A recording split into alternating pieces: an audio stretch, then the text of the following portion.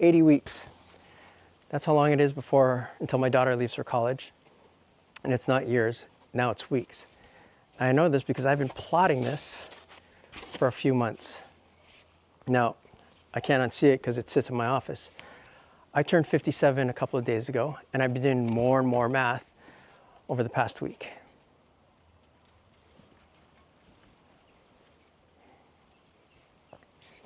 So a few months ago, I came across this book by Oliver Burkeman, and the premise of the book was that if you live to 80, which is what the actuarial tables say, you get about 40,000 weeks total.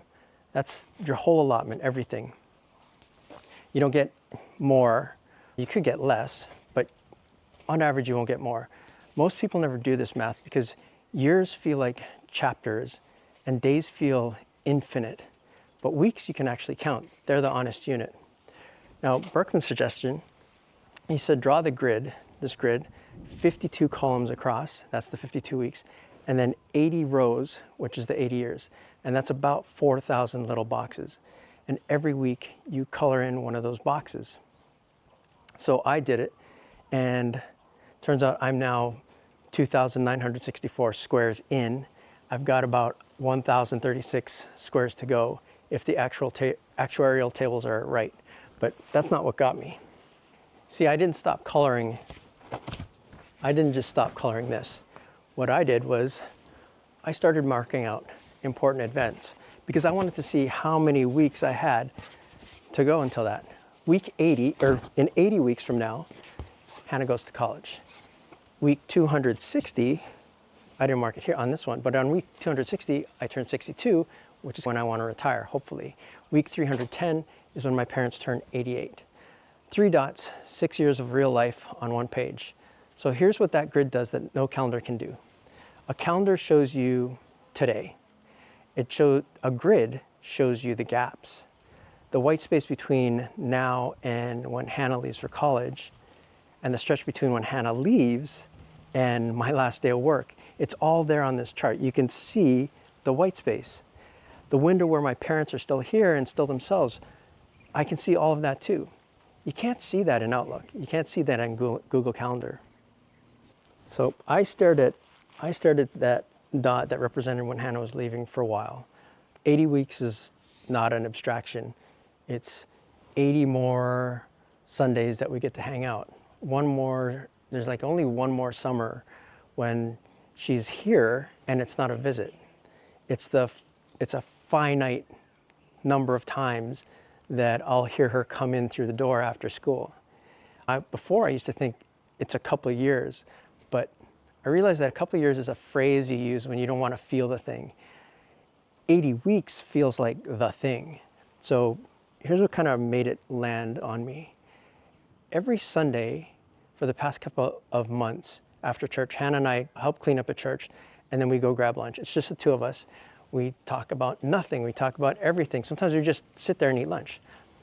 It's been our thing for a while now. And each square between now and week 80 is one of those lunches. So there's only 80 more. And some side projects like this vlog and my journaling on Substack, they got accelerated. So that's the reason on my 57th birthday, instead of saying someday, there is no someday, it's today. So the cool thing about this chart is that it puts everything in perspective. Like all the things, like when you're 25, you don't really think about how many weeks you have left. You're thinking about how much time you have. You have so much time to get stuff done. But when it's put in weeks, when you see there's more black space than there is white space, it starts to make life, you start to see time a little differently, at least your time left. When you start to see there's only this little section of weeks here where my parents turn 88, 90, potentially maybe these few weeks here, those are the times that we have left to have those conversations. The one that's really hard is this two rows of weeks here. Those are the weeks that I have my daughter here at home, where I could walk into a room and have a conversation with her. It's not a phone call and to wait Are you busy? There's a lot of things that we put value in your career, your status, how much cash you have in the bank, how much cash you have in your retirement accounts. All that stuff you can lose and you can make again. But what you can't make again is the time. And I think we lose sight of that. I know I did. So the important thing that I wanted to get across was you don't have to hit 57 to figure this stuff out. You can figure out a lot earlier, but you can be anywhere in your kind of journey along here to figure out that this is not infinite. This chart ends right there. Maybe you'll get more than 80. Maybe you'll get less. But at some point, you're not going to have any more. So just going back to that chart, the great thing about that chart is that you get a visual sense of how valuable and how scarce that time really is. And if we treated our time the way that we treat our money, I think we'd probably live a lot different lives. I think. So, if that's interesting to you,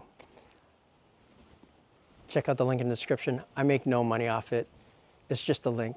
Go check it out. Thanks for listening.